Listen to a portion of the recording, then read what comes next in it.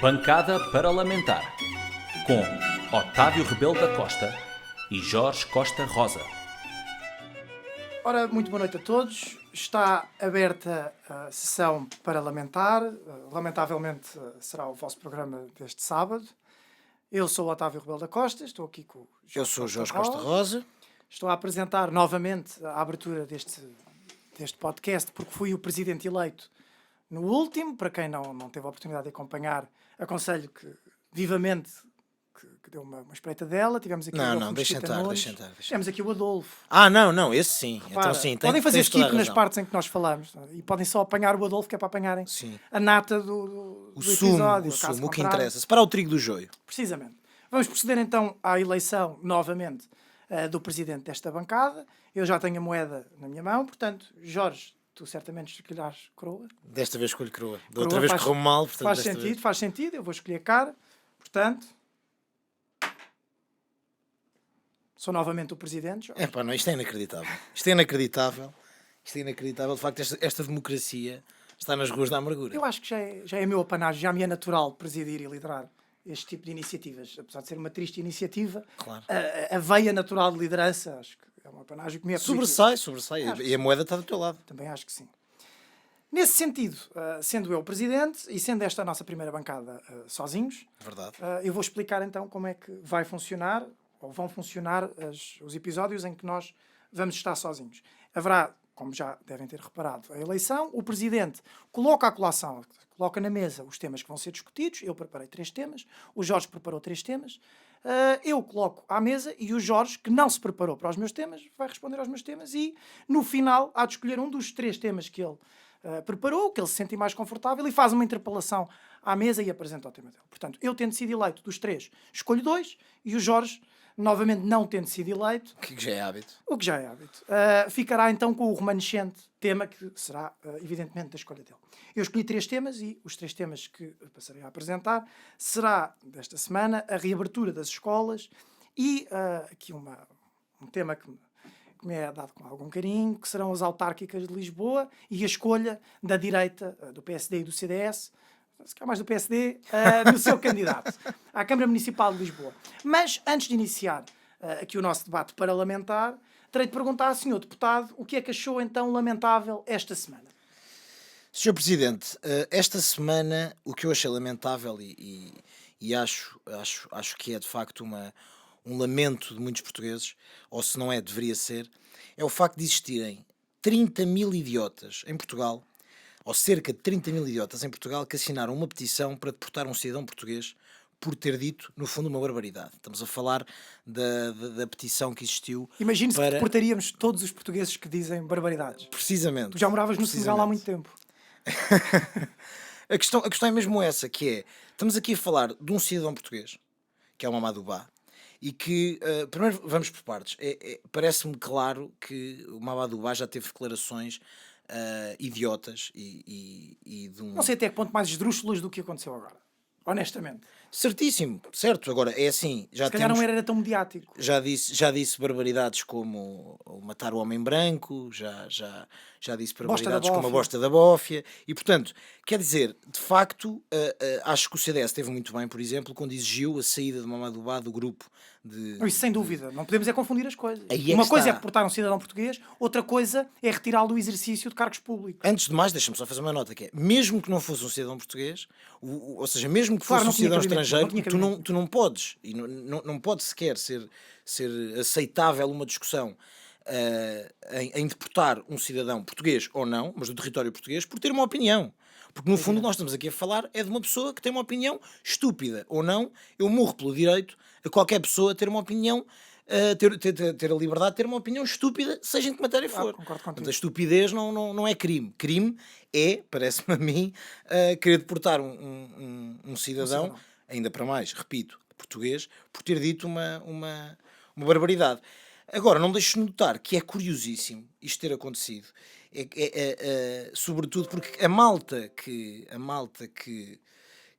fez esta petição e a malta que incentivou esta petição como é o caso do Chega, que o partido Chega, que Mas contribuiu e muito. O Chega não é malta, o Chega é uma pessoa. O Chega é uma pessoa, tens toda a razão, peço Portanto, desculpa. O Chega é o André Ventura, como todos sabemos, mas acho curioso uma malta que passa a vida a chorar com a ditadura do politicamente correto.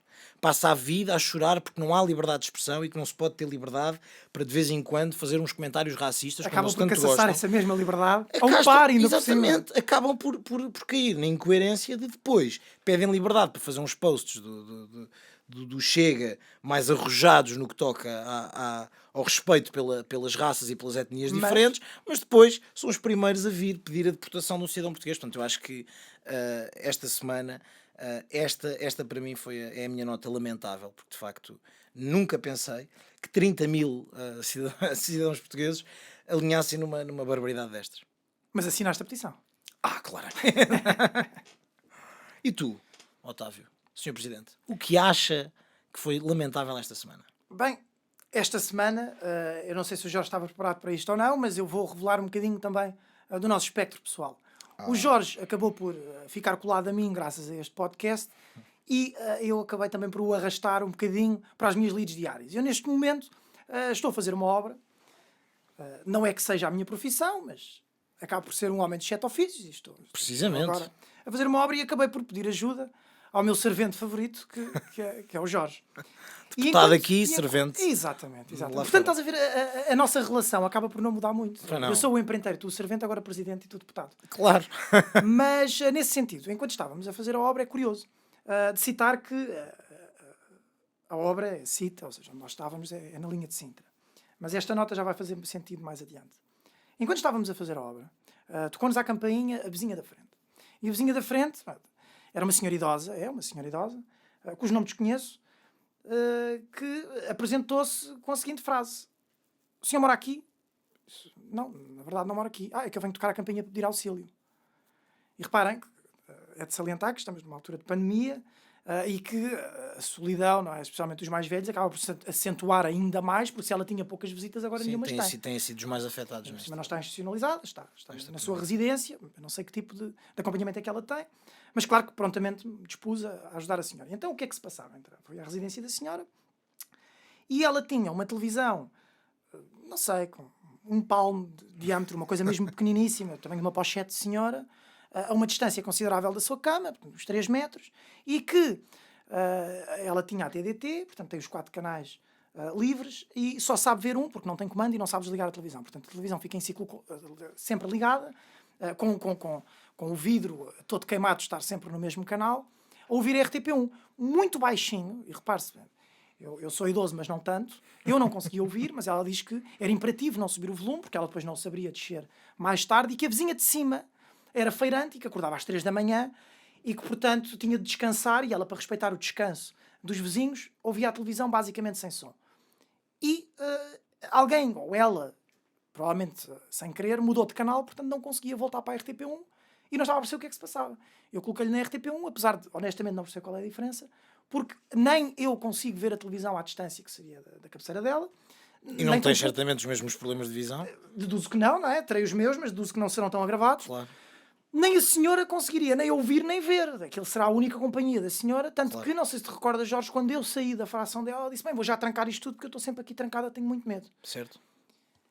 E curiosamente, como se isto não fosse suficiente, enquanto voltámos à obra e estávamos a comentar o facto deste episódio ter acontecido, outra senhora com uma idade até algo avançada, veio à janela e perguntou novamente: os senhores moram aqui? Não moramos aqui. Epá, é que se virem aqui um casal com 2 cães, chamem a polícia.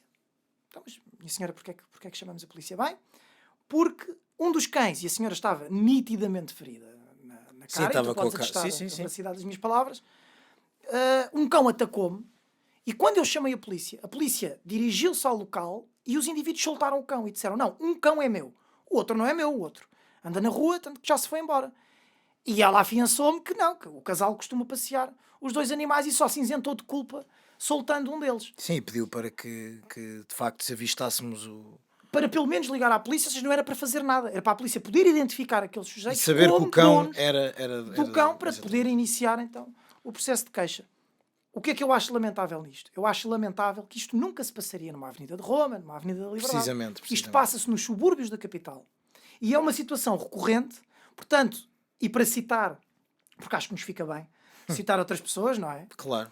Para citar um grande amigo nosso, o meu querido Dr. Ricardo Lima, eu acredito que não só o CDS, mas os políticos em geral têm de sair do condomínio. E têm de começar a ver que a realidade do eleitor nada tem que ver com a realidade do político que é eleito. Precisamente. Nitidamente, não só neste caso em concreto que acabei de apresentar, mas em toda a estrutura que acaba por ser circundante às grandes urbes, estas coisas acabam por acontecer. Ou seja, a autoridade acaba por ser uma figura mais fictícia do que propriamente aplicável, porque não há moldura nenhuma em que estas autoridades possam fazer alguma coisa. Há um subterfúgio em que há uma hierarquia completamente dispar social, em que estas pessoas estão ao completo abandono, não só a primeira senhora como a segunda, seja de proteção, seja de acompanhamento, ou seja, absolutamente o que for. Porque a primeira senhora, eu tentei-lhe dar o meu número de telemóvel para, em qualquer urgência, ela me puder contactar. O problema é que ela não sabe nem interpretar um número de telemóvel escrito, nem pegar nele e discá-lo no telefone. Claro. Portanto, isto é uma situação muito complicada. E quer dizer, o primeiro caso eu até acredito que possa acontecer na Avenida de Roma. Ou seja, Também até acredito eu. que O exista. segundo não acredito. Agora, o segundo não ser acredito. atacada no meio da rua. Mas também acredito, se calhar, na competência de uma junta para fazer uma visita, uma proteção civil, para fazer uma visita dentro de uma urbe. Claro. Não há esse conhecimento ou esse cuidado, se calhar, numa junta de freguesia de uma periferia, neste caso de Lisboa, porque isto aconteceu na linha de Sintra. Portanto, e para rematar, acho isso realmente lamentável e acaba por trazer, se calhar, um bocadinho mais da vida real aqui para o podcast e menos, se calhar, teoria política. É verdade. Eu esta aqui confesso que não fui apanhado de surpresa, porque depois desse episódio ontem tu disseste precisamente que já tenho lamentável para esta semana. Eu trabalho à base do freestyle, portanto, cheguei aqui e decidi que ia mesmo falar sobre isto. Sobre os temas que preparei, que já tinha referido, e para iniciarmos então aqui o nosso debate sobre... A sessão parlamentar. Exatamente. O primeiro tema que trouxe foi a reabertura das escolas. E se posso já tecer, antes de fazeres a tua intervenção, se posso já tecer uma pequena análise opinativa, eu sou a favor de que as escolas devem reabrir. Eu sou a favor das escolas devem reabrir, mas que esta manifestação de interesse esteja intrinsecamente ligada e imperativamente ligada à narrativa de que o Estado tem de cumprir com o que se comprometeu. Ou seja, contraiu a obrigação de que a telescola iria funcionar, que o acesso aos computadores e aos equipamentos por parte dos alunos mais carenciados são esses que não o têm. São esses que são os lesados. São esses que são os principais lesados. São eles que são os lesados. Ou seja, no elevador que a escola deve ser na sociedade, não é? No elevador social, acaba por não apanhar esse elevador é quem não tem acesso. Porque, por exemplo, se fosse eu, ou qualquer outra, uma estrutura normal, social, ou de classe média alta, claro que o filho do advogado, o filho do médico, o filho, etc., pode estar em casa, pode ter um explicador, e se calhar os pais até têm mais tempo para acompanhar esses jovens, e claro que certamente terá computador e acesso à internet e por aí fora. Em detrimento, se calhar, da senhora que faz limpezas nesse escritório de advogados, ou da enfermeira que trabalha nesse mesmo hospital, que ainda por cima, dadas as agravantes, não é, da pandemia que estamos a enfrentar, não terá tempo para acompanhar o seu filho, não é? Ou a sua filha, ou quem tem a tutela, seja uma avó, etc., para poder suprir esta necessidade que o Estado também não está a complementar. Portanto, a abertura das escolas, sim, mas quem é que fica muito mal aqui? O Estado, porque não conseguiu cumprir a prerrogativa de continuarmos a educação pela telescola, continuarmos a educação à distância, fornecendo o mínimo para que isto possa ser cumprido. O que me faz lembrar agora o que é curioso, porque no tempo de Magalhães deu. É? No tempo de Magalhães isto dava. Mas agora que precisamos efetivamente... Agora que precisamos mesmo. Já não dá. Portanto, reabrir as escolas, sim, mas na verdade não. Primeiro, cumpram o que se propuseram e depois, se tornar impossível, aí sim abrir as escolas. Claro que isto, atenção, não se plasma para o privado. Não é? No privado, acho que cada escola deve ter liberdade de abrir ou não abrir, consoante o que achar, ou seja, as condições que consegue providenciar. Desde que tenha essa liberdade, de facto. Não? Exatamente. Agora, na pública, numa instituição pública, se não consegue assegurar a segurança das crianças, pelo menos consiga assegurar a sua educação. Senão vamos ter aqui um gap de educação. E isso é que é um real problema. Sabes qual é que é a minha opinião sobre a educação? Portanto... Precisamente, Sr. Presidente, eu antes de mais dizer que concordo e que, portanto, neste aspecto não vai haver aqui uma grande discórdia nesta bancada parlamentar e vou precisamente tocar no ponto que referiste agora mesmo, que é, ou seja, a matéria de educação foi provavelmente o maior, se não, aliás, dos maiores, se não o maior erro que o governo fez na gestão da crise pandémica, Sem dúvida. parece-me. Em primeiro lugar, Não não único. preparou o regresso às aulas como deveria ter feito com o tempo que teve. Nós já estamos a 1 ano de pandemia e o ano passado foi afiançado precisamente não só que este ano os alunos regressariam às aulas em condições normais, coisa que tudo bem, é de facto a crise pandémica, a característica da crise pandémica é precisamente ser uma questão imprevisível, mas, se bem me lembro, houve uma garantia por parte do Ministério da Educação precisamente de assegurar o material informático, coisa que até hoje não se vê. E, portanto, quer dizer, há uma promessa falhada para o início do ano letivo e estamos agora, neste preciso momento, salvo erro, no terceiro período, não é? Do ano letivo e, portanto, nada feito. E dessa sorte começou mal e, portanto, entretanto, tivemos que... Estamos no segundo período. Estava-me a lembrar de quando andava na escola. Pois é isso, Segundo período, como tu no segundo semestre, mas sim, segundo período. Que é o mais importante, diga-se, não é? Que no Se bem me fundo lembro, acho que era o segundo período que pesava mais, exatamente, não é? Que pesava mais exatamente. na cotação.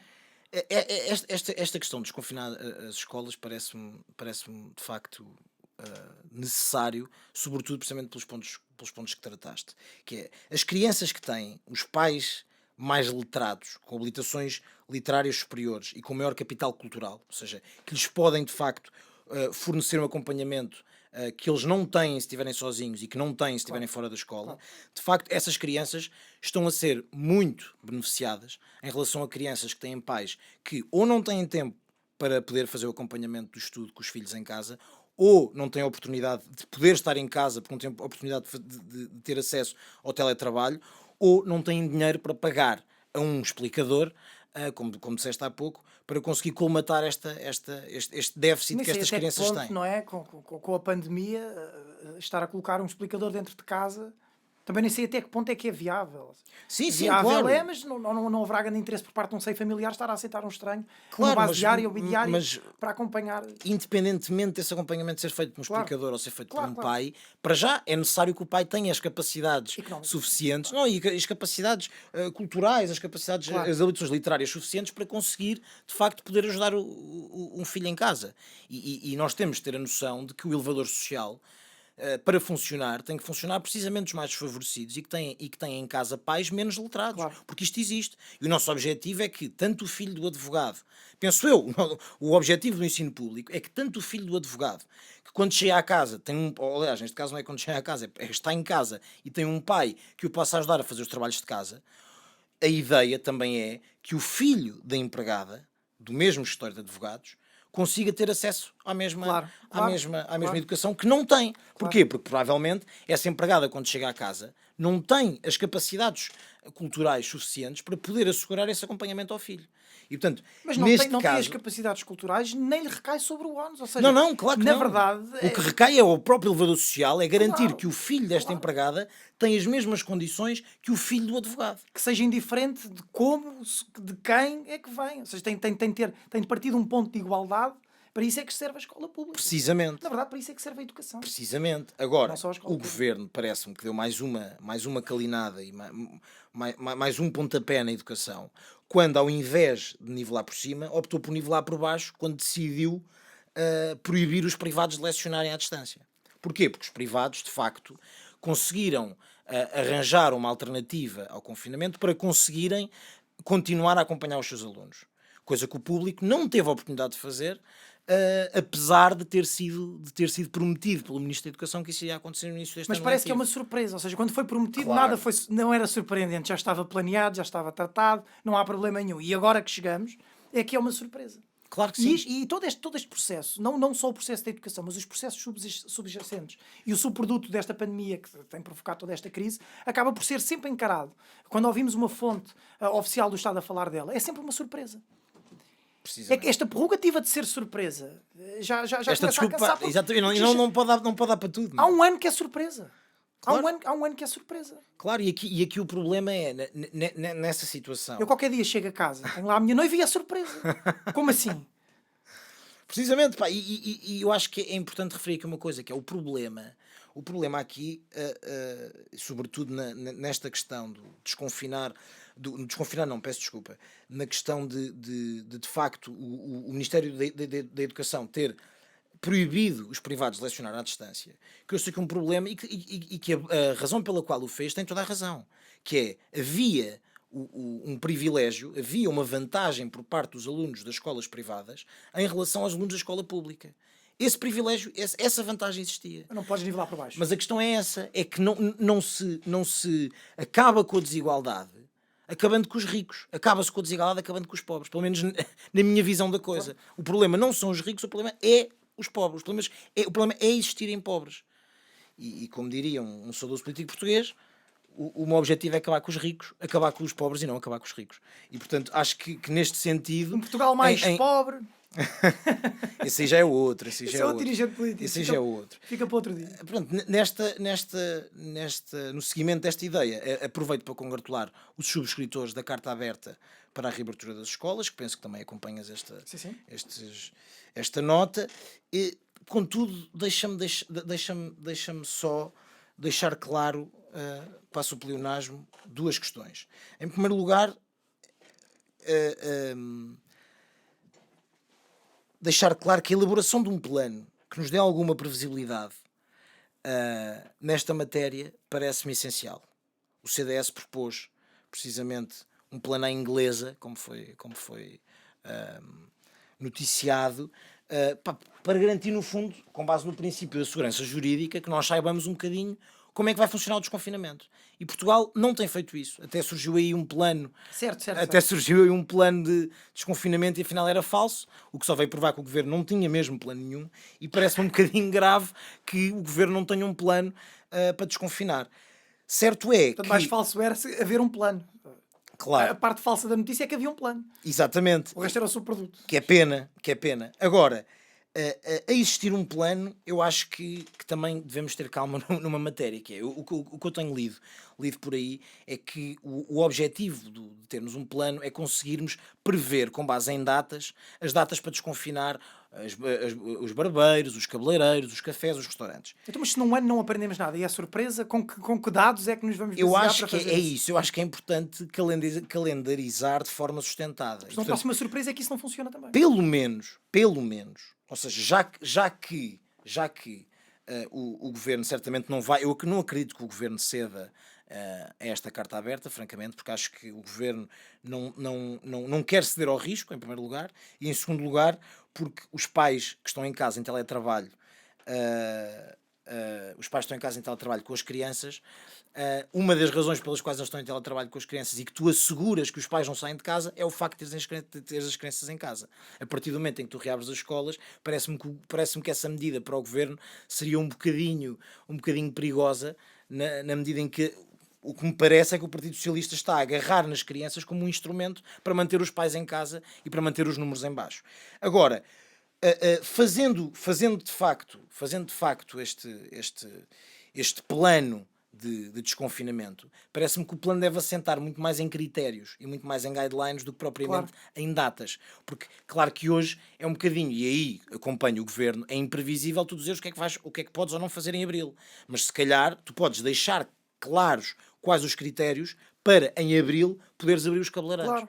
E, portanto, parece-me que aí é mais realista. Agora, a questão essencial que fica, parece-me a mim, para fechar este tema, é se o governo não conseguiu planear, no espaço de um ano, a entrega de computadores, como se comprometeu, como é que vai planear um desconfinamento em 15 dias? Temos de trazer o Sócrates de volta. O Sócrates de volta, de certeza que tem uma solução para isso. Sabes que isto faz-me lembrar, sempre que falo na pandemia, não sei se já te tinha dito, mas faz-me lembrar o quão maravilhoso é que é ou seja, a estrutura humana, como é que nós funcionamos. Porque, sabe, certamente os ouvintes também saberão, e tu também, quando tiras a carta vais saber, mas imagina quando nós chegamos às portagens, algumas portagens são taxadas só no fim, tem mais que uma saída, isso é evidente. Temos de tirar um tiquê.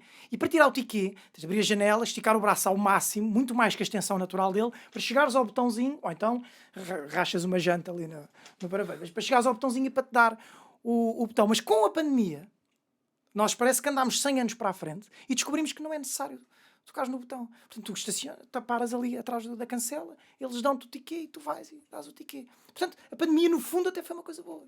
Foi preciso as pessoas perceberem que metade das profissões que existem podem ser feitas em teletrabalho e algumas até com mais qualidade. Foi preciso haver uma pandemia para nós percebermos, décadas depois, que não é preciso tocar no botão. Porque também não é preciso tocar no botão para a cancela abrir. Se há um sensor para a cancela abrir, há um sensor para perceber que tu chegaste e que precisas do talão. Fantástico. Fantástico. Fantástico. Mas, o ser humano é plástico. É interessantíssimo. Bem, nesse sentido, e para encerrar este tema, acho que não se quer acrescentar mais alguma coisa, Sr. Deputado. Eu acho que não, acho que está tudo dito. Então vamos passar ao Desejo boa sorte ao Governo para gerir esta questão da educação, que me parece que não vai lá com populismos. Eu também acho que não vai lá com populismos. Eu acho que muito pouco. Não acho nenhuma matéria. Nada vai lá com populismos.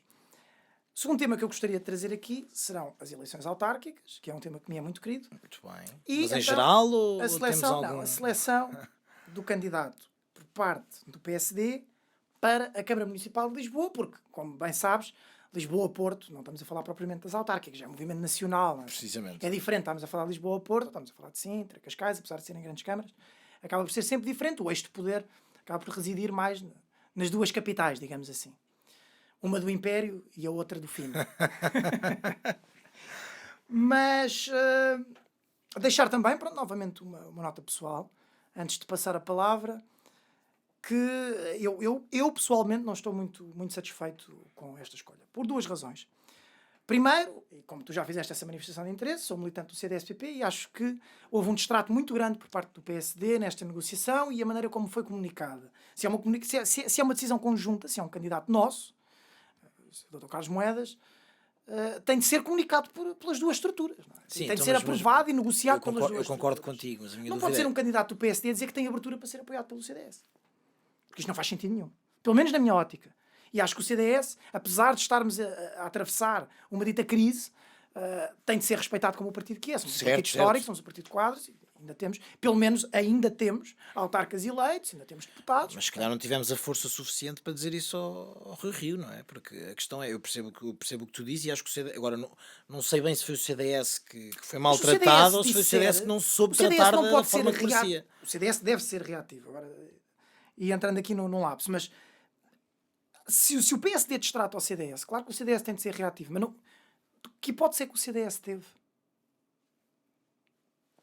Honestamente, que hipótese é que tiveste negociação se é anunciado na comunicação social que o PSD escolheu e tem abertura para o CDS? Eu para já não sei se foi assim que as coisas se passaram, até porque o presidente do CDS não está a par. O presidente do CDS não só está a par, como já fez um tweet a dizer que o Carlos Moedas é o nosso candidato. Mas portanto, que ainda tem de ser, mas que as estruturas ainda têm. E que as estruturas têm que negociar. E eu acho que isto deve ser anunciado, um tipo de anúncio desta magnitude. Estamos a falar da Câmara Municipal de Lisboa. Em conjunto. Não só em conjunto, mas já tratada. Claro. Não vais dizer, bem, temos aqui um candidato, vamos conversar. Não vamos conversar. O nosso candidato é este. A campanha autárquica começa na apresentação do candidato. Precisamente. E já estamos a começar, se calhar, com o pé errado. Noutra nota, apesar de o Dr. Carlos Moedas acaba por ser um candidato ótimo para mim, um candidato, deduzo que supostamente ótimo para ti e para todos os presentes aqui no estúdio, mas eu acredito também que somos um eleitor de nicho. Se calhar vou agora pegar outra vez no que tinha falado, do Cachê Lamentável, linha de Sintra, porque acaba por ser a mesma situação. Carlos Moedas, claro que, pronto, com o historial que tem, etc., é uma cara conhecida, é um político de praça, toda a gente sabe quem é. Não estou a ver, honestamente, é com preponderância para chegar a um eleitorado que, por exemplo, não é o PSD ou o CDS. Percebo. E depois, claro que também tens o clubismo, mas isso o PSD também tem. Mas antes de me passares a palavra, deixa-me só fazer-te uma questão. E o Medina da Máquina Costa, atenção. Achas que o Carlos Moedas tem hipótese de ganhar a Câmara de Lisboa? Deixa-me responder-te assim. Acho que o Carlos Moedas é um ótimo candidato que vai perder contra o Medina. Ok. Bem, eu nesse aspecto... Não por o Medina ser melhor. Claro, claramente. Eu acho que há aqui várias nuances, que é... o Rui Rio é engraçado que se Carlos Moedas ganhar a Câmara de Lisboa, que eu acho que há uma possibilidade disso acontecer. E, portanto, nesse aspecto distanciamos aqui um bocadinho nesta matéria, porque... O que para nós era ótimo. Arranjar alguma... Ganhámos as presidenciais. Sim. E ganhamos as autárquicas. Claro. O que eu acho é... se o Carlos Moedas ganhar, para o Rui Rio será uma bomba de oxigénio. porque Sem dúvida. parece-me que o Rui Rio está a fazer de tudo para não cair do lugar, não cair da cadeira antes de um dia conseguir chegar ao governo. Não E se sei isso implica a aproximação do Chega, o PSD começa a perder muito respeito, precisamente. pelo menos da minha parte. Agora, mas lá está, não sei se com o Carlos Moedas haverá abertura para coligações com o Chega. Com o Rui Rio, Espero e confio que não. o problema é que com o Com Rui o Rui Rio já sim. percebemos que sim. Pronto. Espero e E confio que portanto, não. agora, Rui Rio tem aqui uma oportunidade em Lisboa de ganhar uma bomba de oxigênio Também na está a sua precisar. liderança e na sua sobrevivência interna dentro do PSD. Já no caso do CDS, não sei se uma vitória na Câmara de Lisboa, se não for acompanhada por um resultado autárquico condizente, Achas que devíamos não ter um sei, candidato próprio? não sei se chegará e se será suficiente. Eu não acho que devíamos ter um candidato próprio. Eu acho que devíamos ter um candidato concertado com o PSD, naturalmente, porque acho que o nome de Carlos... Concertado é uma coisa diferente do que se está a passar agora. Certo, não digo que não. O que eu acho é que, sobretudo relativamente a Carlos Moedas, e deixa-me começar com esta nota. O Carlos Moedas é, sem dúvida, um candidato com perfil ideal, Sem dúvida. ideal para a Câmara de Lisboa. Não acho que tenha o candidato, acho que não tenha o perfil autárquico, não é um autarca. Não é um autarca. Mas como eu tinha referido Mas nisso, a Câmara de Lisboa tem um perfil diferente, a tem um Câmara perfil Municipal do diferente, Porto. precisamente. E Não quero uma autarca de praça, uma coisa não, diferente. e acho que ninguém pode negar que Carlos Moedas é provavelmente dos melhores da sua geração Sem no PSD. dúvida. E com provas dadas. Um tecnicista brilhante. E sim. com provas dadas. E portanto, quer dizer, parece-me ser uma cara ideal para, unir o centro-direita e direita em Lisboa, porque acho que tanto o CDS como a Iniciativa Liberal não terão dificuldades em acompanhar esta candidatura e em coligar-se nesta candidatura, e os seus eleitores não terão certamente nenhuma dor de cabeça no dia em que vão colocar o voto para retirar o Partido Socialista do poder em Lisboa. Portanto, nesse sentido, parece-me ser uma boa escolha, uma ótima escolha para unir a direita. Segundo lugar, Carlos Moedas não é um candidato que a esquerda odeia. Não sei se é da direita que a esquerda gosta, mas não é da direita que a esquerda odeia. Acho que neste jogo político pouco importa se a esquerda gosta ou não gosta. Eu não sei se Estamos a pouco falar importa. de Medina. É a máquina do Costa. Eu percebo. A máquina do Costa não é não gostar de direita ou de esquerda, não gosta dos outros. Eu percebo, mas se o Carlos Moedas tivesse Estás a subestimar o se o clubismo do candidato, PS. se o candidato fosse alguém que agregasse a esquerda contrariamente, aí se calhar haveria um problema maior. Porquê? Porque eu acho que aquilo que Carlos Moedas pode. A grande vantagem que Carlos Moedas tem nestas eleições, parece-me, é que consegue unir a direita, sobretudo a direita moderada. Não sei se o Chega, ou um eleitor do Chega, Se identifica tanto com o se Carlos irá Moedas. identificar com o Carlos Moedas, mas certamente. Depende se o André Ventura disser que isto é do sistema ou antissistema. Se for antissistema, alinho. Claro, depende Se for do sistema, já não alinho. sei se também é como moeda ao ar, mas parece. Não é? Agora, a questão é que Medina não é um candidato que une a esquerda. Carlos Moedas é um candidato que une a direita, mas o Medina não une a Eu esquerda. concordo contigo. O Bloco de Esquerda e o Espero PCP que a tua não lógica se... tenha razão. O PCP e o Bloco de Esquerda não se revêem em Fernando Medina. Portanto, tu tens aqui, neste panorama, tu tens a direita unida contra um candidato de esquerda que não tem eleição assim tão facilitada. Agora, eu não sei se Carlos A Moedas... direita unida, então. A direita unida. Não é a tua direita? Não, o Chega não só não é a minha direita, como acho que não... Estás a fazer uma apreciação subjetiva. Como acho que... Não A direita unida, então chega. Eu não acho que o Chega seja da direita moderada que interessa. Não, já não acho que seja da direita moderada e não acho, e em segundo não acho que seja da direita que interessa agregar numa candidatura deste género. Até por outro motivo, que é Carlos Moedas, e é outra nota que eu queria deixar. Carlos Moedas não só é um candidato com capacidade para unir o centro-direita e direita, como é um candidato que facilmente consegue agregar simpatias ao centro. E quando digo ao centro, falo mesmo do eleitor de esquerda moderada que está cansado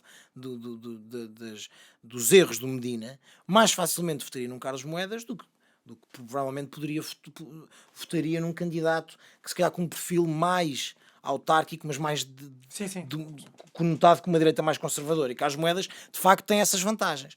Agora, o que me parece, sobretudo, é que, como tu disseste bem, no final teremos o CDS, no caso de Medina ganhar, peço desculpa, de Moedas ganhar, temos o CDS a gritar vitória. E portanto parece que o CDS tem aqui este condão de nunca ir a jogo, mas gritar sempre vitória. Portanto, poderemos contar certamente no caso de Carlos Moedas ganhar, poderemos contar com o CDS a puxar mais uma vitória para si. Não sei se será o suficiente para garantir a sobrevivência desta direção. Veremos também os resultados eleitorais nas outras autarquias, porque não é só Lisboa, o país não é só Lisboa, mas parece-me que para o PSD vai ser uma grande lefada de ar fresco para o Rui Rio. Curiosamente, não é? Porque Carlos Moedas, nunca, pelo menos eu nunca pensei que Carlos Moedas, não é? Um passista, fosse ser quem poderia salvar a direção nacional de Rui Rio. Antes de mudar este tema, deixa-me só, por favor, fazer aqui uma pequena nota, que é, eu acho que aquilo que tu disseste no início, e agora podemos discorrer aqui um bocadinho sobre isto, eu não sei até que ponto é que não foi culpa do CDS e não do PSD, porque o que tu estás aqui a dizer, no fundo, é que o CDS foi maltratado pelo PSD nesta apresentação de candidatura. Mas nas últimas fomos bem tratados. Certo, mas o que me parece aqui é que o CDS, o ónus recai sobre o CDS, porque o CDS está mal, não é em não arranjar uma candidatura própria, é em não conseguir dar um murro na mesa nas negociações com o PSD e garantir o cabeça de lista seja do CDS, tendo em conta que o resultado autárquico anterior dá vantagem ao CDS em relação ao PSD. Se bem me lembro, foi a Associação Cristas que ficou em segundo lugar, não foi Teresa Del Coelho. Exatamente. Portanto, nessa matéria, o Claro. CDS parte em vantagem para a discussão, como o PSD parte em vantagem para a discussão com o CDS, em muitos outros conselhos e na maior parte das eleições. Portanto, nesta autarquia em específico, em que nós tínhamos a faca e o queijo na mão, por assim dizer, nós, CDS, tínhamos a faca e o queijo na mão para conseguir negociar o cabeça de lista, nós não o fizemos. Agora, a questão é provável que isso tenha acontecido porque a direção do CDS não tenha tido capacidade para arranjar uma figura forte o suficiente para o PSD aceitar. O que me parece até plausível, tendo em conta esta estratégia de correr com os notáveis do partido. Não havendo notáveis, provavelmente será difícil que o PSD Eu percebo o que estás a dizer, mas não partilho da tua opinião. Mas se achas que é falta de caras, eu ofereço-me já para Presidente da Câmara Municipal de Lisboa. Não sei se o Rui Rio... Certamente que, o Dr. Rui Rio não digo, mas o Dr. Rebelo da Costa, que é meu pai do PSD, de certeza que vai apoiar. Portanto, temos aqui um apoio conjunto, uma coligação feita, e de certeza que eu vou dar um melhor candidato ou melhor Presidente, pelo menos, do que o Dr. Medina. Pronto. Gostávamos que tivesse sido essa... Tenho o teu apoio, Jorge? O meu tens. Mas assim tenho de largar. Não sei se tens o apoio da Direção Nacional do CDS, assim que tenho de preferiu largar a junta de freguesia de Queluz, que já me dá tanto trabalho pela barba. Tu já és autarca e estás à procura de outra autarquia para te chatear. Mas é uma autarquia mais simples, que a luz é muito complicado. Mas, Sr. Presidente, faço uma interpelação à mesa. Se faz favor. Agora parece-me ser um momento para eu trazer aqui um tema à conversa. Eu pensava que era para trazer café. Não, mas continua então para depois trazer café. Não, para trazer café não, até porque os serviços da Assembleia, como sabe, estão em teletrabalho e portanto não temos aqui na nossa bancada direito a esse tipo de regalias. Mas o tema que eu gostava de trazer é também uma carta aberta, que parece estar muito na moda. Está na moda. Esta não para reabrir as escolas, mas esta é uma carta aberta de algumas personalidades da vida pública e de outras vidas, que vem pressionar os pivôs e as televisões generalistas para não agredir e não atacar, e estou a citar, o governo, e que pede precisamente aos órgãos de comunicação social que sejam um bocadinho mais delicados e fofinhos a confrontar as políticas do governo do Partido Socialista. Ora, o que é que te apraz dizer sobre este manifesto? Honestamente, Sr. Deputado, parece-me uma medida normal na Coreia do Norte. Foi onde isto aconteceu, certo. Lá não podemos falar mal do grande líder, não é? O Juche e o Kim Jong-il não nos permitem ter este tipo de reparos. Não podemos falar mal dos nossos líderes porque nos referem. Erro meu, devo-me ter esquecido de dizer que isto é em Portugal. Isto é cá. Isto são personalidades portuguesas a pedir que os órgãos de comunicação social portugueses sejam mais brandos que o governo. Ainda bem que é uma carta aberta, porque acaba por ter o peso que merece, que é nenhum. Porque nós não podemos dar valor nenhum a esse tipo de barbaridade. Certo. Repara, eu dou o valor que tem, que é deixar essas coisas existirem. Porque, como disseste bem, eu hei de morrer para que eu morro para que os outros possam dizer baboseiras. Deixem-me dizer, Precisamente. deixem-me fazer este podcast. Deixem-me chegar aqui e exprimir a minha opinião. E se for para dizer mal do governo, é para dizer mal do governo. Tem esse mesmo trato nós, como tem a CMTV, como tem a TVI, como tem todas as estações televisivas, jornalistas, público em geral. Cada um tem direito à sua opinião. E a expressá-la como assim entender. Seja o Mamadou Ba, sejas tu, seja eu, seja o governo, seja um jornalista. Portanto, tem liberdade essas, como tu disseste, personalidades, conceito um bocadinho subjetivo, mas escrever uma carta aberta a criticar quem critica o governo, como tem quem critica o governo. Parece-me exatamente igual. Claro, mas isto é um subestir no pé. Portanto, estás a mandar calar, não é? E estás a falar. Portanto, criticas uns, mas eles não podem criticar outros. O que é muito comum hoje em dia, não é? Claro, se tu não criticas o governo, se não houver um escrutínio por parte da comunicação social, que acho que é um dos deveres dela, de haver um escrutínio por parte do governo, aliás, ao governo e às medidas que são feitas, uma explanação, a educação, etc. E a educação não pode ser doutrinária, não é? Isto está tudo a correr bem, não falem sobre isto. Há coisas que estão a correr mal e outras delas são não mentira. É propaganda, não é? Claro, outras delas são mentira para encher jornais e para vender televisão, para fazer tabloides. Tudo bem, as pessoas é que têm de ter, e se calhar estou a entrar ciclicamente outra vez numa matéria que me interessa muito, que é a educação, que já falámos sobre isso, Certo. as pessoas é que têm de ter um discernimento mínimo para perceber o que é verdade, o que não é verdade. E saber também onde procurar. Mas para poderem procurar, esses artigos de opinião têm de existir. E para poderem existir, têm de ser produzidos. E para serem produzidos, tem de haver liberdade para tal. Precisamente, agora eu trouxe este tema aqui para a mesa, precisamente porque, em primeiro lugar, acho aqui engraçado, e vou dar nota que uma das personalidades que assinou isto, não estou a fazer nenhuma confidência, porque a carta é aberta, é um capitão de Abril. E o que eu acho curioso é um capitão de Abril fazer uma carta aberta para se coartar a liberdade de expressão, primeiro, porque estamos aqui a falar de não atacar tão perentoriamente o governo e o pessoal de saúde. Mas o governo quer, Dr. Oliveira Salazar? Não, mas que esta é outra coisa que eu acho muito engraçado, que é, quando se critica o governo nas políticas de saúde, não se está a criticar os médicos nem os profissionais de saúde. Quando se está a criticar o governo e o Ministério da Educação, não se está a criticar os professores. E portanto, esta mania de colocar a culpa do outro lado, esta vitimização, Claro. às vezes faz um bocadinho lembrar o André Ventura. Claro. Não é? Portanto, quer dizer, O esquema é o mesmo, é inverso. o esquema é o mesmo, portanto, exatamente, e tanto que é o mesmo que ambos querem cortar a liberdade de expressão. Uns do Mamadou Ba, outros da comunicação social. Agora, para além de estar em causa a liberdade de expressão, também está em causa a liberdade de imprensa. Portanto, eu relembro este capitão de Abril, que estas coisas que ele ajudou e bem a conquistar, não é? Para ter direito à liberdade de expressão e poder criticar os seus líderes. precisamente, e estas coisas que ele contribuiu e muito Mas para o camarada conquistar, tem que se trabalhar todos os dias. Isto não se conquista no dia 25 de Abril e 40 anos depois estamos aqui a dizer e tal, não está aqui o governo. Não, a liberdade de expressão e a liberdade de imprensa são princípios pelos quais nós temos de lutar todos os dias. E, portanto, aqui deixo o meu repúdio a esta carta aberta, ainda para mais porque põe em causa, parece-me, aquilo que é mais importante no Estado de Direito Democrático, que é o escrutínio, a accountability que tem que existir entre o povo e o governo, e a governação, no fundo, e as políticas da governação, que nos são, ou que nos são trazidas e que são trazidas para o comum dos portugueses pela comunicação social. Se tu vais coartar a liberdade da comunicação social de ser o transporte de informação entre as políticas do governo e as pessoas lá em casa, então que liberdade é esta? Que democracia é esta? E que Estado de Direito é este? Portanto, era isto que eu queria trazer à mesa. E já sei que estamos a acabar a nossa sessão, Sr. Presidente. Estamos, sim, senhor. Deixar nota, tinhas dito que tinhas repúdio por esta carta aberta. Pá, posso deixar uma nota pessoal, eu não tenho repúdio a esta carta aberta. Eu tenho repúdio a todas as cartas abertas. Sim, mas tens aqui um problema, com cartas abertas. Isto agora é moda e acho que, em vez de andarmos a silenciar... Mas quer dizer, eu é que sou o conservador. Tu és um anti-modas. Tu és anti o sushi, tu és anti as cartas abertas. Mas são notas pessoais, porque tenho liberdade de gostar ou não gostar. Precisamente. Repara, enquanto o Estado não me obrigar a comer nabo todos os dias, já percebi. Eu posso escolher do que é que gosto e que não gosto. Não gosto de cartas abertas.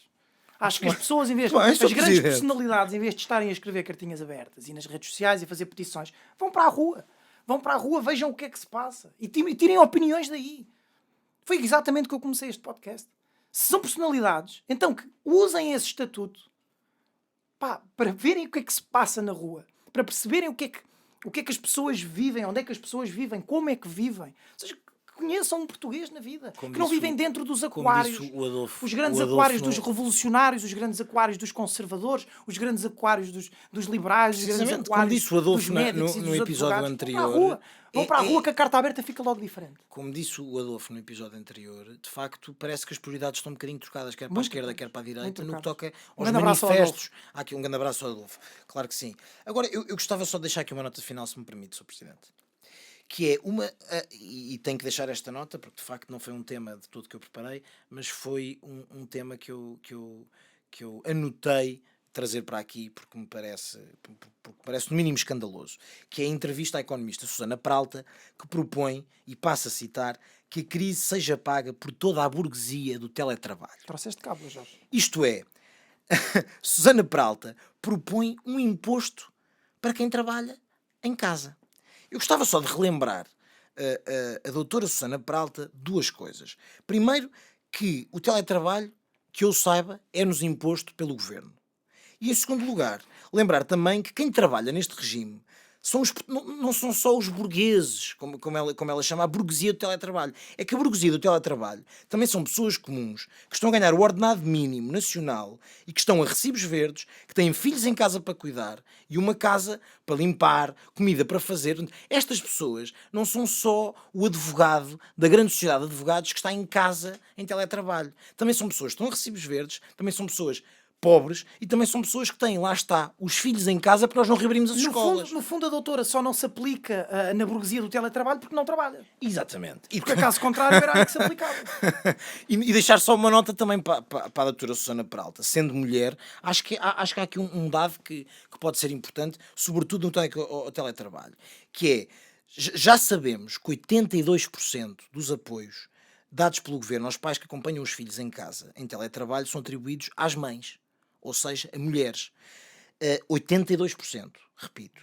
E, portanto, deixo também aqui a nota à doutora Susana Peralta, que está muito preocupada com as grandes questões do país, e neste caso parece-me que está mais preocupada em virar portugueses contra portugueses, deixar aqui claro que isto, por exemplo, isto era uma desigualdade que se devia falar, claro. Que é porque é que 82% dos apoios dados em teletrabalho são dados a mulheres. Significa que as mulheres são aquelas que ficam em casa em vez do homem. E, portanto, parece-me que aqui os papéis estão um bocadinho... E é uma lâmina de dois gumes, repara. Porque quanto mais subsidiares a mulher para tomar conta das crianças, mais reforças, não é, o princípio da sociedade em que a mulher é que tem a tutela da educação dos filhos. Precisamente. O que acaba por não ser verdade. O que existe mais são filhos de casais monoparentais, ou só de pai, ou só de mãe. Já essa prerrogativa já precisamente, portanto, eu queria deixar esta nota aqui para a doutora Susana Peralta. Eu nem sei quanto está. Agora lembrar-me, a taxa de divórcio, tinha dito o nosso amigo Rui, está em 75% em Portugal. Ou em 70%. Não sei, desconheço. Portanto, ainda é mais natural, começa a ser mais natural ser criado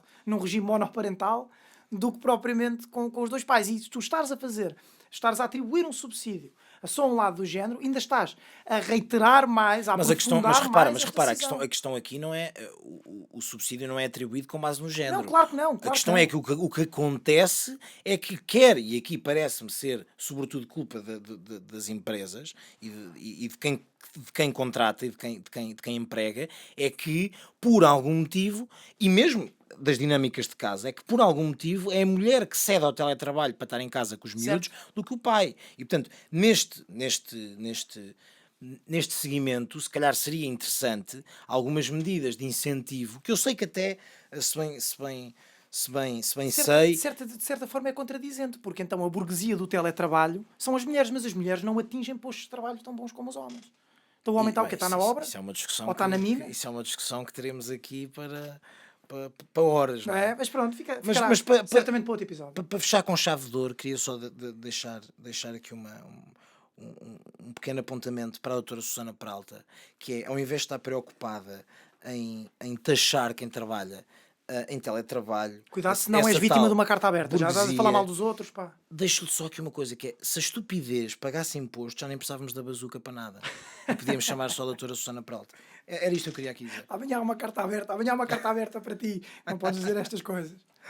Bem, nesse sentido, está terminada aqui a nossa parte da bancada parlamentar.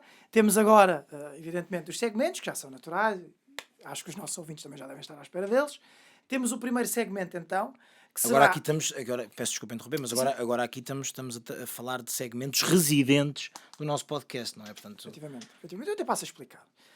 Quando nós temos um convidado, os únicos segmentos que depois transmitimos, será o segmento de meteorologia, como o próprio nome indica, é para dizer o tempo, e o segmento de descentralização, onde convidamos um dirigente partidário, seja de uma Jota ou de um partido, de qualquer área, que não tenha a estrutura para ter voz e falar dos seus problemas, é convidado aqui ao podcast para dizer o que lhe aprouver.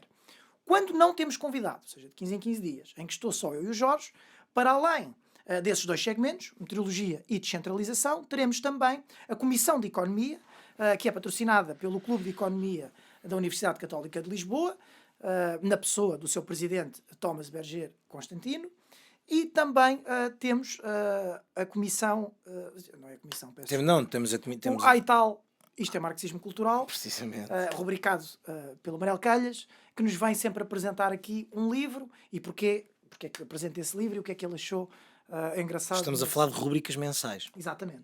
Peço desculpa, rubricas. Boa. Muito bem, estou Boa, a muito aprender. bem. Também foste à cábula ver como é que se dizia.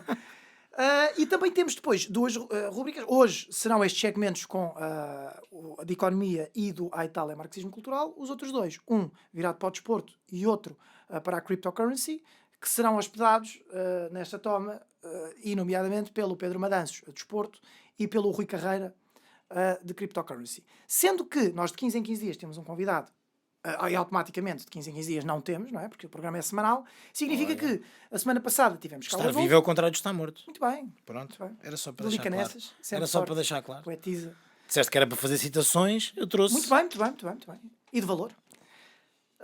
Portanto, como eu estava a explicar, o podcast é semanal. Logo, de 15 em 15 dias temos um convidado, como tivemos o Brilhante Adolfo na semana passada. Para a semana teremos outro convidado. Hoje é o nosso primeiro programa sozinho. Preparem-se Portanto, para o teremos próximo convidado. hoje dois segmentos, economia e literatura, e daqui a 15 dias, na próxima quinzena, teremos então os remanescentes desporto e cryptocurrency. Esta métrica vai se repetindo, portanto, daqui a um mês precisamente teremos novamente o Clube de Economia. Sr. Presidente, basta dizer que é mensal. Acho que as pessoas percebem. É verdade, é verdade. Diria eu, não sei. É verdade. É mensal. É mensal. É mensal. É mensal, mas tem uma cadência quinzenal. Tem.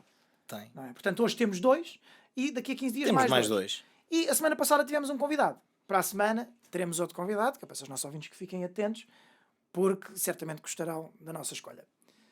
Na verdade, acaba por ser a escolha do convidado, não é? Se o convidado veio ou não vem. Claro. Mas vamos fazer parecer que somos muito importantes. Sim. E que toda a gente quer vir e nós é que estamos aqui a escolher quem será o convidado que vamos receber. Temos a agenda fechadíssima. Portanto, passamos então ao primeiro segmento desta noite, que será o segmento de economia, a Comissão de Economia, peço imensa desculpa, com o nosso residente Thomas Berger Constantino, que é presidente do Clube de Economia da Universidade Católica de Lisboa.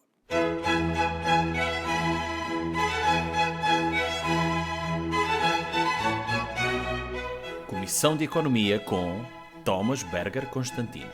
Antes de mais, queria aproveitar esta minha primeira intervenção para agradecer aos fundadores do Bancada Parlamentar, ao Jorge e ao Otávio, Ora é essa. por terem convidado aqui o Clube de Economia para ter esta rúbrica de índole económica.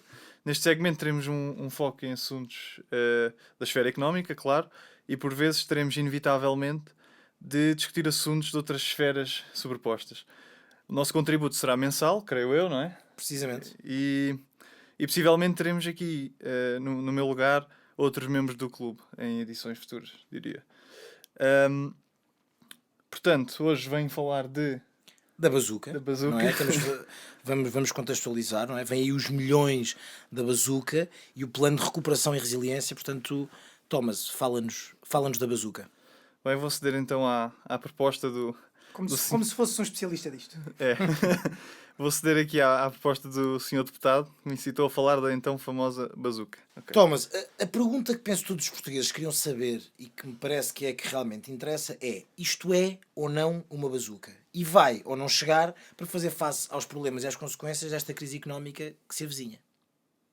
Bem, antes de falar especificamente dessa pergunta, acho que era bom aqui frisar um ponto, que é acho que tem havido alguma confusão sobre o que é efetivamente a bazuca, porque... Elucida-nos.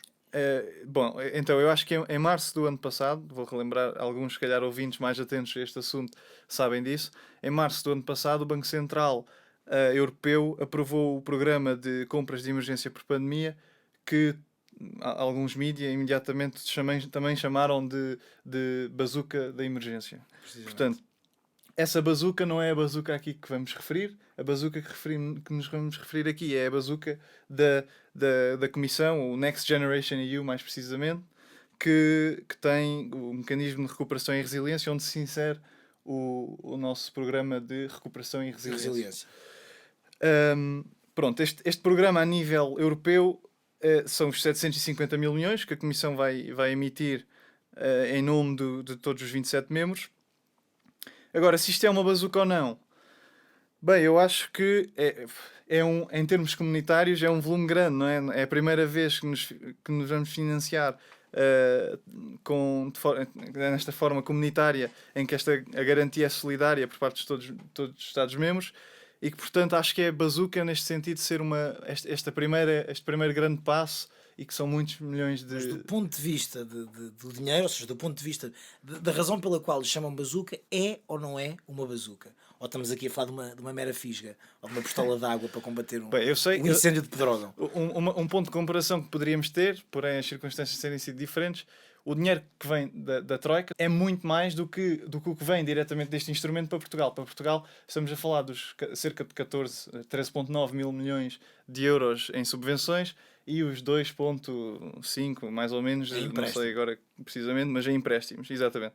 Portanto, são aqui mais ou menos 16 mil milhões que são muito menos do que o que a Troika nos conseguiu arranjar, que foram 75 mil milhões. Ou seja, se isto fosse uma bazuca, todo o dinheiro da Troika era um tanque, não é? Era uma chaimite. Quer dizer, se tivermos em conta o orçamento plurianual da União, isto chega aos 55, pronto. Mas falando do instrumento em específico, são os 16. Portanto, bazuca... Não sei se é exagerado. Para a crise sistémica que vamos enfrentar e que já estamos a enfrentar, receio que não possa não ser o suficiente, não é? Precisamente. Thomas, explica-nos aqui uma coisa que me parece de salientar, que é certo que vem aí dinheiro e é certo que temos problemas para os quais temos de canalizar esse dinheiro, mas isto não é só tirar dinheiro para cima da mesa. E, portanto, penso que mesmo a própria ideia que está subjacente ao plano de recuperação e resiliência é resolver os problemas da crise económica criada pelo Covid-19.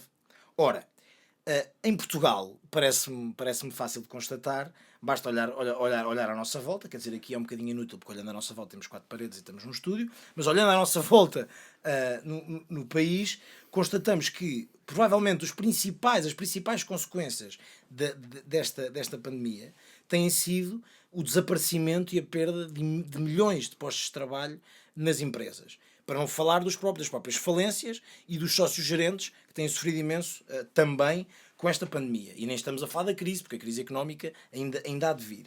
Ou seja, tendo em conta que estas têm sido as principais consequências da pandemia, como é que se justifica que o Governo aplique 70%, ou cerca de 70%, salvo erro, no setor público e apenas 30% nas empresas? Quer dizer, como é que nós vamos conseguir criar a riqueza para sair desta crise e como é que vamos conseguir aumentar a competitividade das empresas a partir do momento em que estamos a dar-lhes uns meros 30%? Que há uma carga ideológica nesta distribuição. Não. Bem, mas eu acho que sim, eu diria que sim, ou seja, eu acho que a doutrina diverge aqui em como relançar esta economia. Isso é carga ideológica sem competência. Há claramente, não, mas, ou seja, claramente que uma política keynesiana seria adotada por governo socialista, ou mais provável seria.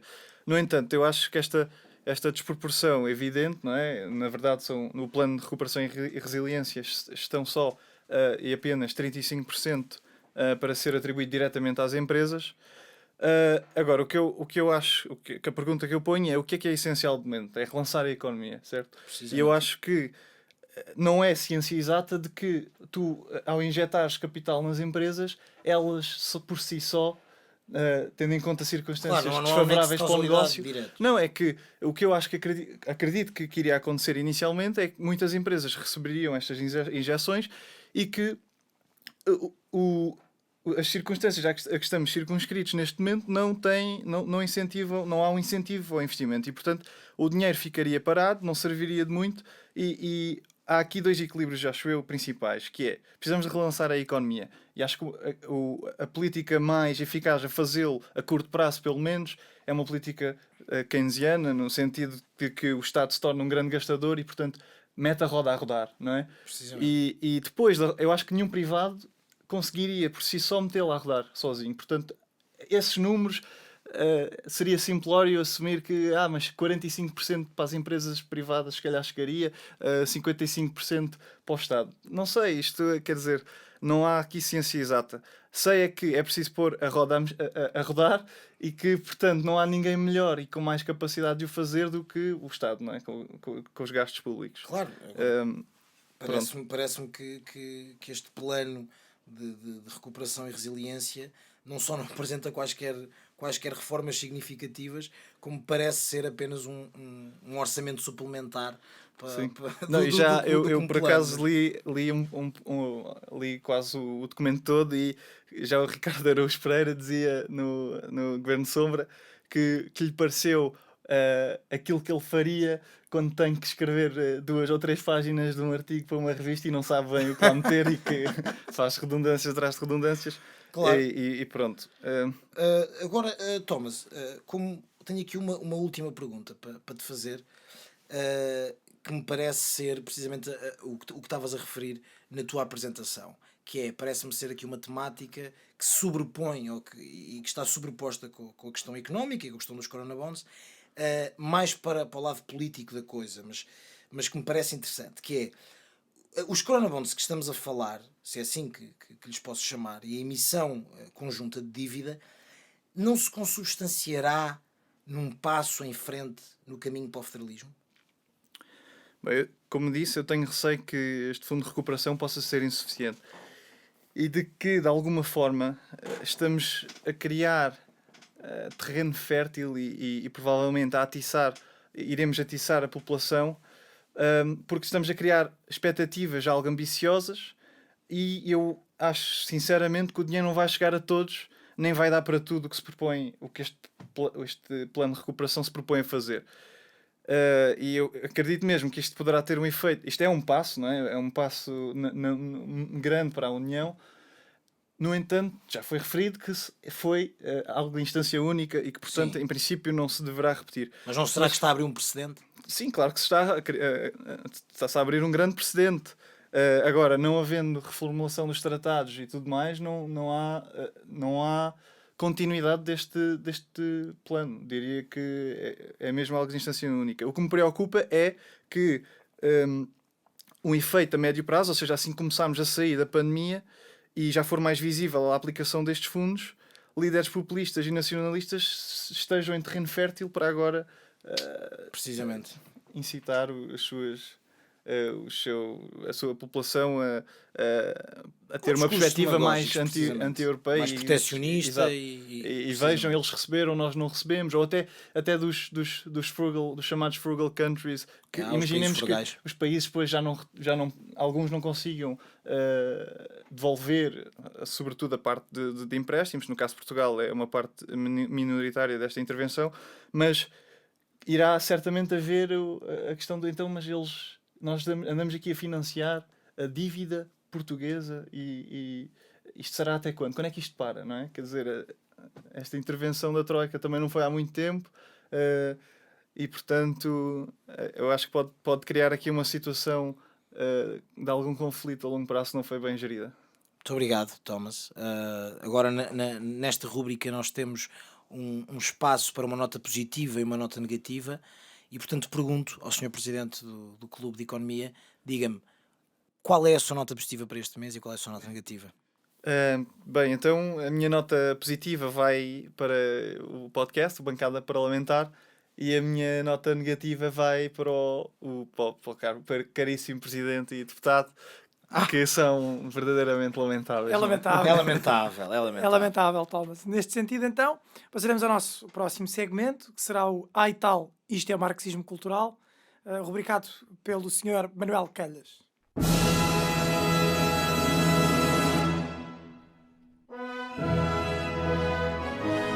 E tal, isto é Marxismo Cultural, com Manuel Calhas. Manuel Calhas, bem-vindo à nossa bancada parlamentar. Muito Bem-vindo, Como obrigado. é que Manuel. Estás bem? Muito obrigado. Estou bem, estou bem. Muito É obrigado. normal aqui também na presença destes grandes, não é? Lamentáveis. Nestes grandes apresentadores, é normal que, como disse, Senhor como deputado disse e o tal, como disse o tal. Precisamente. Manuel, então o que é que nos traz hoje? Ao contrário do que o título desta rúbrica pode sugerir, eu não vou trazer uma radical e perigosa leitura subversiva e revolucionária contra o perigoso capitalismo burguês. Então, camarada, vais trazer o quê? Camarada, desculpe, senhor Presidente, vou trazer... Ou melhor, eu não estou a trazer nada, não é? Como estão a ver, isto é a malta da cultura. Mas é assim eu não vejo livro nenhum. Estou a apresentar um livro sem... Eu trouxe sem- o livro que deixou em casa. Isto é a malta da cultura, é assim mais irresponsável. O livro é... ficou em confinamento. Exato. Só nos interessamos com drinks ao fim da tarde. Mas... E já aqui a primeira dica ao governo. Exato. Não, mas agora vamos ao que interessa. Vamos ao que interessa. Eu que é que queria nos traz? apresentar um livro que se chama First Among Equals, na edição portuguesa Primeiro Entre Iguais, publicado em 1984, de um autor inglês, o Jeffrey Archer. E queria começar com algo mais leve, até para desmistificar esta ideia de que precisamos de um calhamaço para para nos começarmos a interessar e a aprender sobre política. Então o que é que este livrinho então nos ensina? Ou o que, Não, é, que nos- este o que é que- livro- o que é que nos mostra? Este livro, atenção, este livro não é... Eu não queria menosprezar aqui a importância dos clássicos, dos textos filosóficos e dos manuais de teoria política. A ideia era precisamente mostrar que é possível e que até é um bom ponto de partida aprender sobre um país ou refletir sobre política com um romance, como é o caso do First Among Equals. E é precisamente isso, como eu acabei de dizer, um romance que acompanha a carreira política de 4 deputados britânicos, de 4 personagens que são fictícias, atenção. Inicialmente são 2 conservadores e 2 trabalhistas e acompanham-nos desde o livro acompanha-os desde a sua entrada no Parlamento, em 1964, e começam como backbenchers, como eles chamam lá, porque eles sentam-se nas últimas filas do Parlamento, até à chegada de um só deles, primeiro-ministro, em 1991.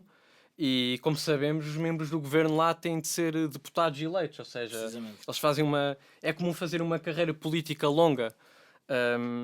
E o Jeffrey Archer, ele próprio foi um antigo deputado, ou seja, conhece perfeitamente os bastidores e os meandros da política britânica, e acho que é uma pessoa ótima para nos contar e para nos contar. Manuel, No só fundo, uma para nos nota. contar Tu alguma tinhas coisa. dito que o livro é de 1984, salvo erro, certo? Exatamente.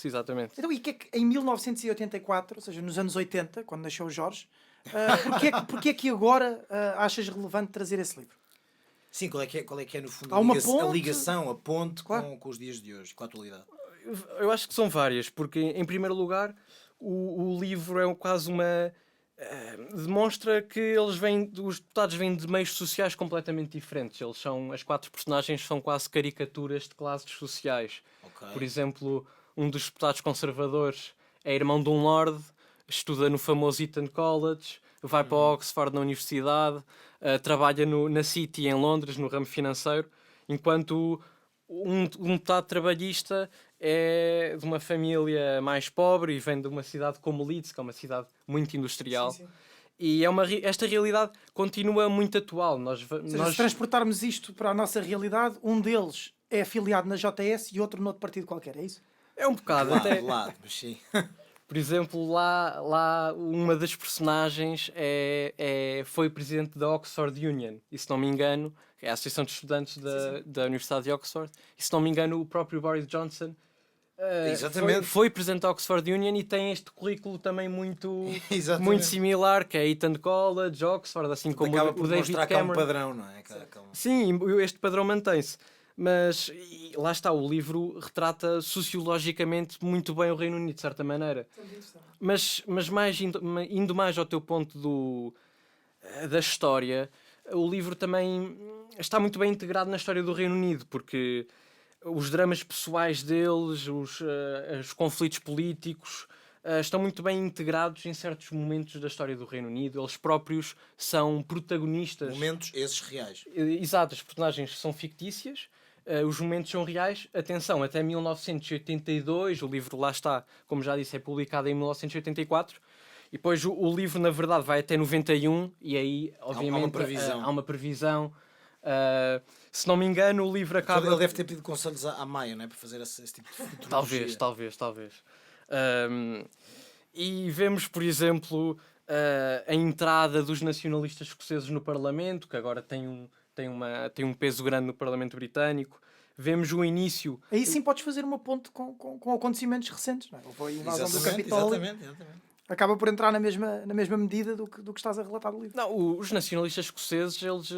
Num ponto diferente. É uma entrada muito residual aqui nos anos 70, se não me engano. Mas eles em 2015 passam de 6 para 56 deputados, creio eu. Ou seja, e os partidos tradicionais lá, o Partido Conservador e o Partido Trabalhista, sofreram bastante com esta mudança. Com esta mudança na Escócia, principalmente fazer uma reconfiguração. Exatamente, foi uma autêntica reconfiguração política lá. E também vemos o início de algumas mudanças internas nos partidos. Os partidos acabavam, por exemplo, na eleição do líder de cada partido, quem votava para a eleição do líder eram apenas os deputados, era o grupo parlamentar. E há um bocado uma democratização interna dos partidos, uma abertura aos militantes e aos membros para votarem no líder e não ser só o grupo parlamentar. E ainda um aspecto muito interessante, que até tem um pouco a ver com este nosso podcast, porque há um momento que acaba por ser um choque para os deputados, que é o começo... no fundo, os debates parlamentares,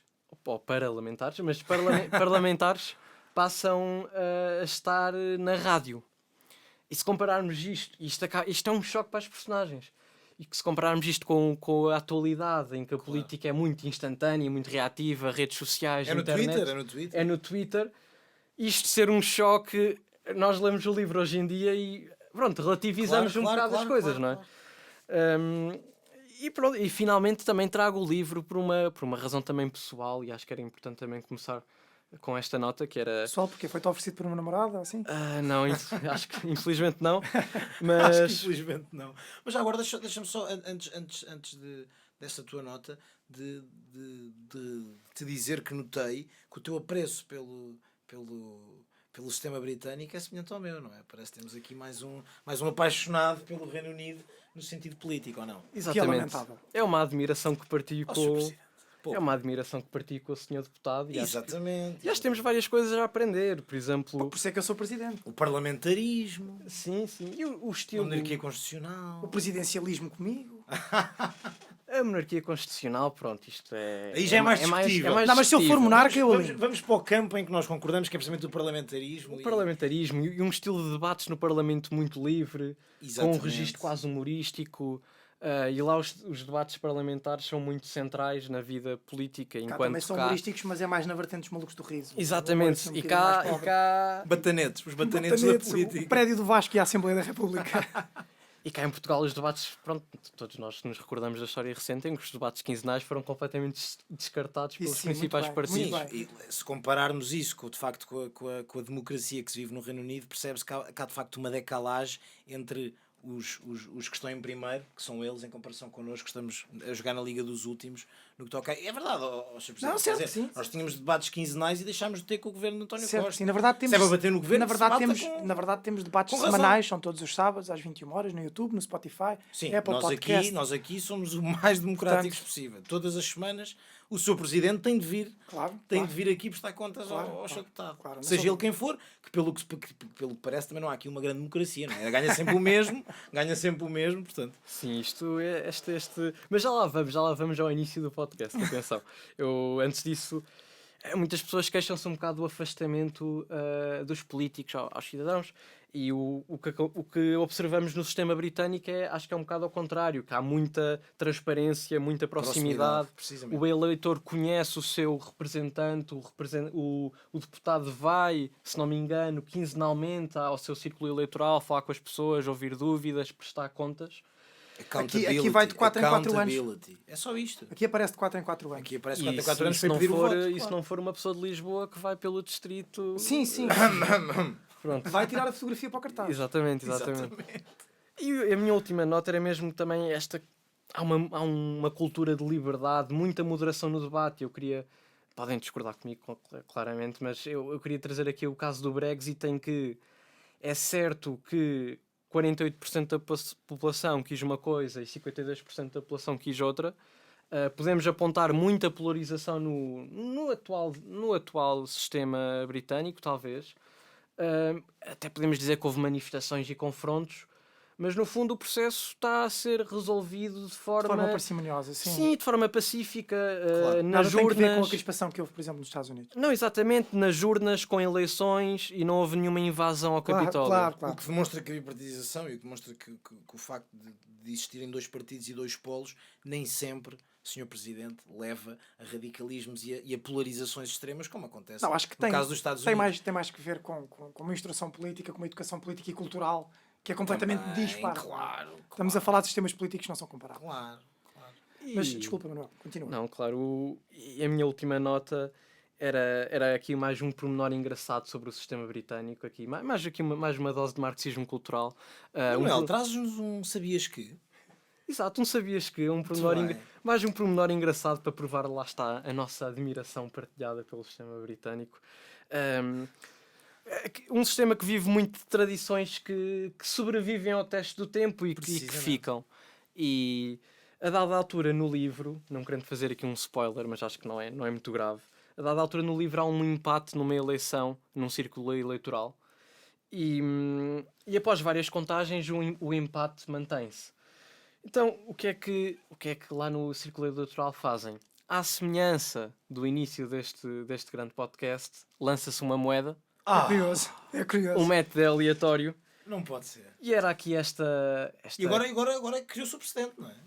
Exato. E com esta ponte, com esta ligação, eu queria também deixar aqui uma homenagem em jeito de agradecimento Muito ao obrigado. Sr. Presidente e ao Sr. Deputado. Nós é que Muito obrigado. agradecemos. Muito obrigado. e Não penso- deixar de responder a esta nota com não admito como Presidente voltar a ser destratado e que esteja em pé de igualdade com o Jorge, porque esta moeda nada tem que ver com igualdade nem com empate. Eu nunca empataria com o Jorge. E como se pode ver, o vosso sistema funciona tão bem que eu sou Presidente em todas as sessões. Portanto, acho que está explicada a minha crítica. Manuel, muito obrigado por teres Sem vindo. pantassos Obrigado, migas Até ao em penaltis e podcast. perdias.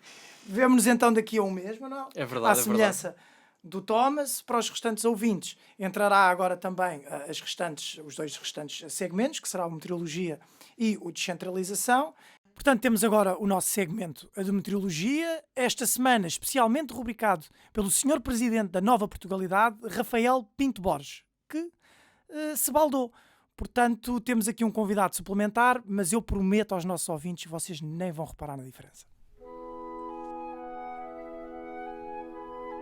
Meteorologia.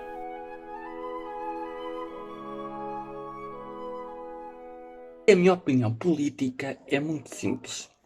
Para mim, os políticos têm que servir o povo e não ao contrário, esperar que o povo os sirva. E estamos a falar disso porquê? Porque quem tem feito isso, usado o povo para seu próprio proveito, é o Bloco Central, PS e PSD. E depois queixam-se que os centros, não, que os extremos, desculpem, que os extremos cresçam. Os extremos só crescem quando o centro não faz nada de nada. Porque tivemos o caso da Troika, e é daqueles casos que agora vêm a falar do papão do Passos Coelho, que vem aí, que vai acabar com o Ventura e com o Chega. Não acaba nada. Nem acaba com o Costa. O Costa ganha. Porque é muito simples. Porque as pessoas não se esquecem o que o Passos fez. As pessoas não se esquecem a altura da Troika. Porque, tudo bem, o PS fez porcaria. O PSD ganhou. Não foi o CDS, foi o PSD. O CDS é que se aproveitou para ir para o poleiro, para ganhar uns taços, juntou-se ao PSD. Como sempre faz, o CDS é a muleta do PSD. As medidas que eles implantaram da Troika, tudo bem que algumas tinham que ser assim, para tentar inverter as políticas económicas e inverter a situação financeira do país, em vez de fazerem isso de uma forma mais cuidadosa, mas não fizeram como eles quiseram, cortes atrás de cortes, cortaram tudo e todos, aos mais pobres, aos mais ricos, a toda a gente. Porquê? Porque a Troika mandava. Bruxelas diz o A, o Passos Coelho faz o A. Bruxelas dizia para o Passos Coelho fazer o pino e o Passos Coelho faz o pino. E eu tenho que concordar, muito que me custe, sendo um homem de direita, muito que me custe, tenho que concordar com o PCP. Porque a direita habituou-se a fazer tudo o que Bruxelas quer. Bruxelas manda, fazemos uma cambalhota e a direita faz. Não é isso. Nós precisamos de mais autonomia. Cada Estado-membro tem que ter mais autonomia e gerir o dinheiro como sabe gerir e não fazer o que eles querem. E foi esse o grande erro da Troika, o grande erro do Pascoal e do Paulo Portas.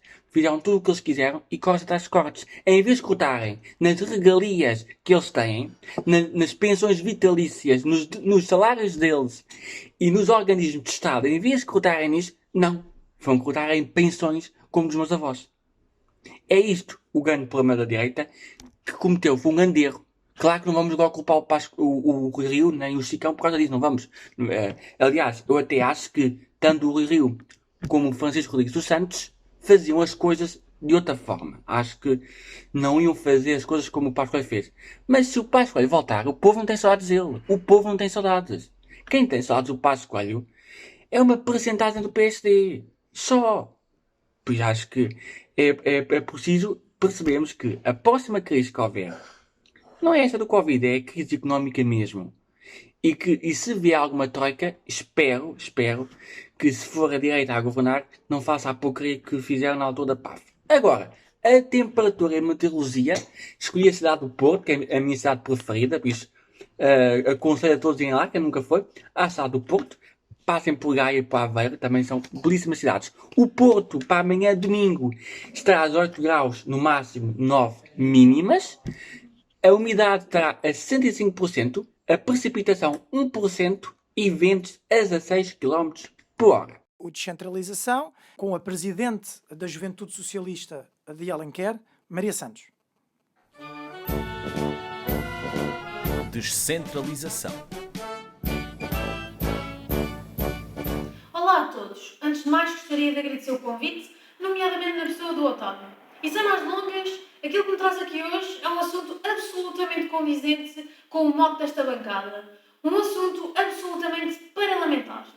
Aquilo que peço que façam é que reflitam comigo sobre a situação do juiz do Tribunal Constitucional, que no dia 17 de maio de 2010, dia em que Aníbal Cavaco Silva promulgar a alteração ao Código Civil, onde pela primeira vez na história se permitiu o casamento entre pessoas do mesmo sexo, uma alteração que significou uma evolução em Portugal, uma evolução na democracia, uma evolução na Europa e, atrevo-me a dizer, uma evolução no mundo.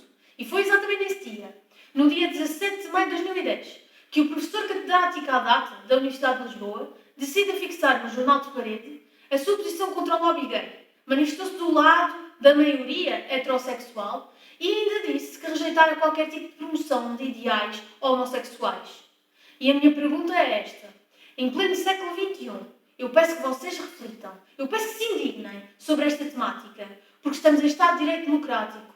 O juiz do Tribunal Constitucional, mais do que eu, saberá que estamos perante uma Constituição que é uma Constituição de direitos, de liberdades e garantias, que se preza por vários princípios fundamentais, entre os quais o princípio da igualdade e da não discriminação. E, portanto, que práticas como estas não são práticas toleráveis em Estado de Direito Democrático. Devemos olhar a todos e considerá-los na sua singularidade. Não devemos discriminar, devemos pautar-nos pela igualdade e levar a cabo todos estes valores. Aquilo que peço que vocês jovens façam, ou adultos, ou na faixa etária que se posicionarem ou que estiverem, é que reflitam, que se indignem, que peçam esclarecimentos, tal qual como pediu o Secretário-Geral da Juventude Socialista. Outro assunto que também vos trago aqui para refletirem, exatamente na mesma senda, é a situação recente, mas que já outrora fora chamada à colação, em que entre 2018 e 2019, ano letivo este, e entre 2020 e 2021, o professor da Universidade do Porto, da Faculdade de Economia, foi exatamente suspenso por 90 dias, outrora por 30 dias, exatamente por comentários machistas e xenófobos. Este professor já outrora tinha perante uma das aulas manifestado este tipo de posições e agora foi de novo denunciado pelos seus alunos porque veio com comentários do género: sabem o que é uma caçadeira? A caçadeira serve para os homens matarem as mulheres. Entre outros comentários que fez, machistas, absolutamente intoleráveis, relativamente a uma instrutora de judo, a uma vizinha de judo e ainda a mulheres brasileiras. Coisas absolutamente inexplicáveis no dia e nos momentos em que vivemos. Práticas devia de ser de mais tolerância, devíamos ser mais tolerantes uns com os outros, devíamos cooperar mais e prezar-nos pela igualdade. E, portanto, eu acho que vale a pena pensarmos nisto, porque estas situações são absolutamente parlamentares e o vosso papel enquanto jovens, enquanto adultos, enquanto pessoas, é levar a cabo estes ideais, é levar a cabo estes valores, que são valores do Estado de Direito Democrático e da democracia. Obrigada. Agora vamos acabar. Vamos nos despedir. Sr. Presidente, tenho uma dúvida aqui à mesa que é quando é que esta sessão acaba? Eu estava a apontar. Quando é que o seu deputado faz anos? Dia 25 de dezembro. Então vamos acabar já isto. Vamos acabar já isto. Com isto, boa noite a todos os nossos ouvintes. Obrigado por terem perdido mais um sábado a ouvir o Bancada Parlamentar. É lamentável. Acho que o Jorge queria pedir para subscreverem ao canal, porque eu recuso-me a fazer isso. Precisamente, Subscrevam ao canal, subscrevam ao canal, partilhem, ativem o sininho, deixem o joinha. Dá lá como joinha. Dá joinha aí. E é isso. E aí, galera, dá forcinha aí pro vídeo. Nós estamos juntos. Paranauê. É lamentável.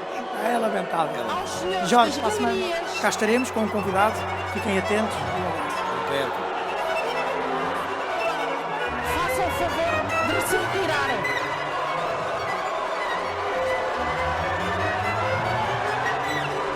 Façam o favor de se retirarem. Façam o favor de se retirarem. Façam o favor de se retirarem.